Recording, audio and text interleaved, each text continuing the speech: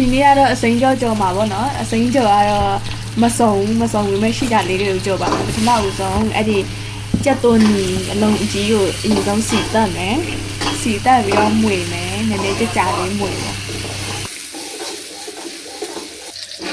ပြီးရင်မှုထက်ထည့်ပြီးတော့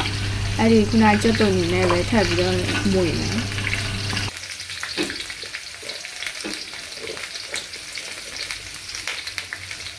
ခုနမူနူးပြီးဆိုရင်ပဲငန်းပြရဲ့အကြည့်နည်းနည်းထည့်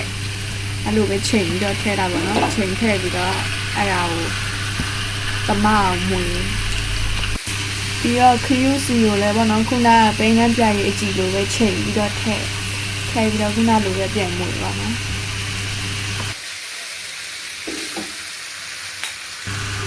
ပြီးရင်အိုးက non stick အိုးမဟုတ်တော့အဲ့ဒီ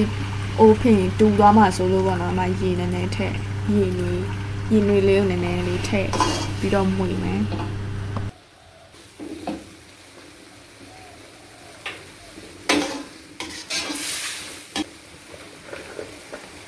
ပြီးရင်ဘောနော်မုံလာဦးနီထည့်မယ်မုံလာဦးနီကိုအဲ့လို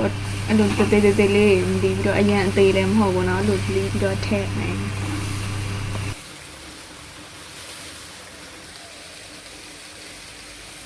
ဘရိုကိုလီကိုကြာနောက်ဆုံးမှထည့်ရပါတော့စိမ့်လေးစားချင်တော့ဘရိုကိုလီကိုနောက်ဆုံးမှထည့်ပြီးတော့အဲ့ဒီခုနဟာတွေအကုန်လုံးမှွေလိုက်မယ်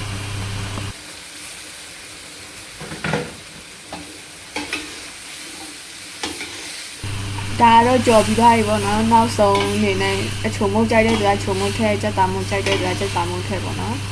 ဒီမှာတော့အဲ့လိုပိန်ကန်းပြရဲ့အကြည့်တွေခင်းစီတွေပဲတုံးထားရပါတော့